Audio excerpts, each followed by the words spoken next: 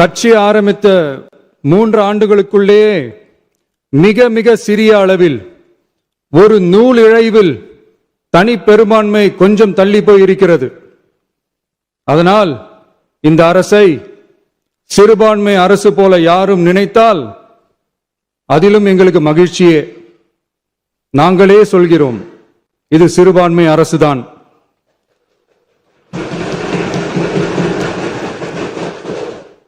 சிறுபான்மை மக்களுக்கான பாதுகாப்பை உண்மையாக நிலைநாட்டும் அரசுதான். திரு சி. ஜோசப் விஜய் அவர்களை முதலமைச்சராக கொண்ட அமைச்சரவை மீது இப்பேரவை தனது நம்பிக்கையை தெரிவிக்கிறது என்னும் தீர்மானம் பேரவையின் முடிவுக்கு விடப்பட்டு வாக்குகள் பின்வருமாறு எண்ணி கணிக்கப்பட்டன. தீர்மானத்தை ஆதரித்தோர் 144,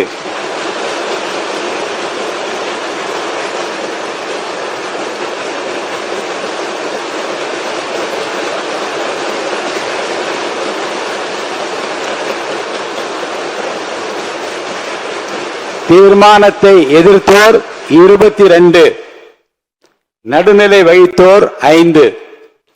தீர்மானத்தை ஆதரித்தோர் அதிகமாக இருப்பதால் மாண்புமிகு முதலமைச்சர் அவர்களின் தீர்மானம் நிறைவேறியது, வெற்றி பெற்றது.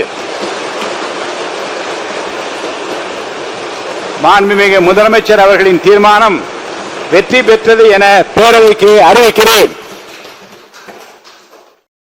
மாண்புமிகு பேரவைத் தலைவர் அவர்களே, முதலில் நம்பிக்கை தீர்மானத்தில் மக்களுக்கான இந்த ஆட்சியை, மனசாட்சி உள்ள மக்களாட்சியை ஆதரித்து வெற்றி பெற செய்த மாண்புமிகு உறுப்பினர்கள் அனைவருக்கும் நெஞ்சார்ந்த நன்றியை நமது அரசின் சார்பாக தெரிவித்துக் கொள்கிறேன்.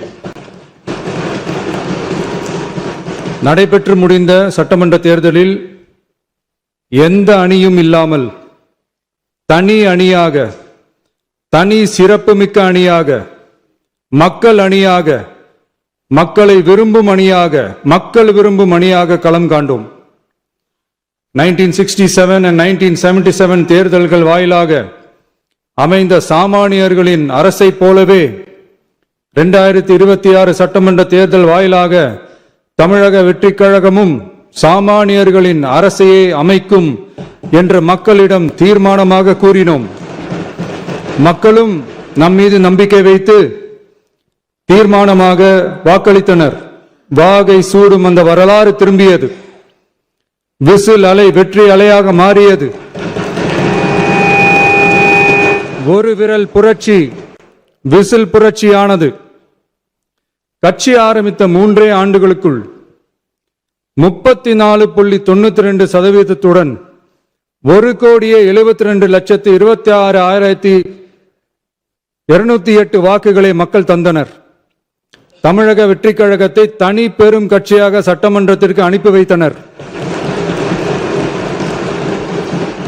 கட்சி ஆரம்பித்த 3 ஆண்டுகளுக்குள்ளேயே மிக மிக சிறிய அளவில் ஒரு நூல் இழைவில் தனி பெரும்பான்மை கொஞ்சம் தள்ளி போயிருக்கிறது.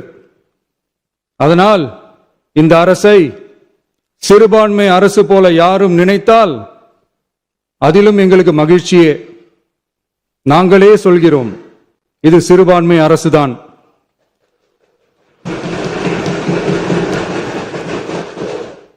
சிறுபான்மை மக்களுக்கான பாதுகாப்பை உண்மையாக நிலைநாட்டும் அரசுதான்.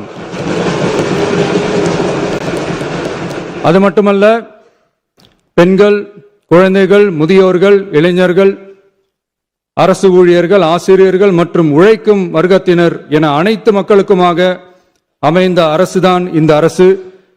அந்த நம்பிக்கை அனைவருக்கும் ஏற்பட்டதால் தான் இந்த நம்பிக்கை தீர்மானத்தில் அது நிரூபிக்கப்பட்டிருக்கிறது.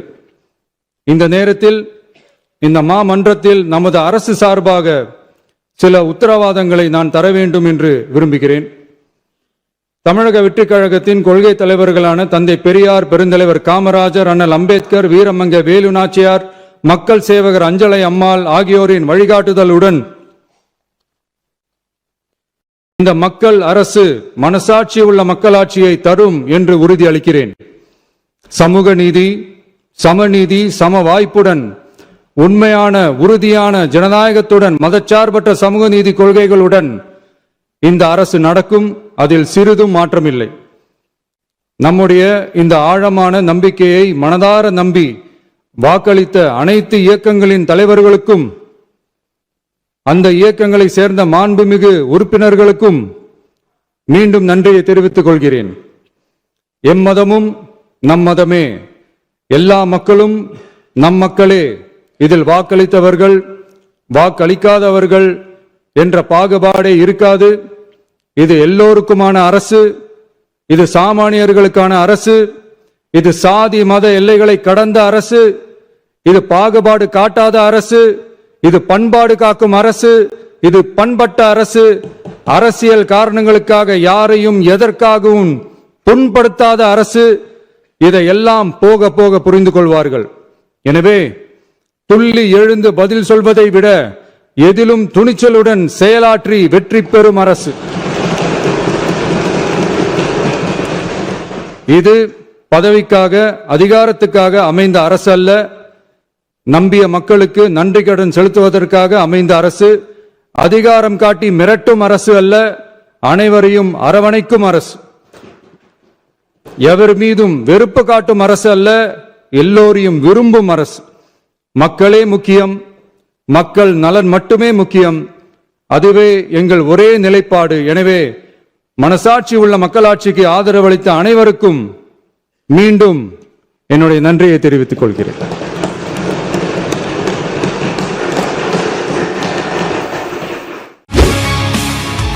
செய்திகளை உடனுக்குடன் தெரிந்து கொள்ள உடனே சப்ஸ்கிரைப் பண்ணுங்க.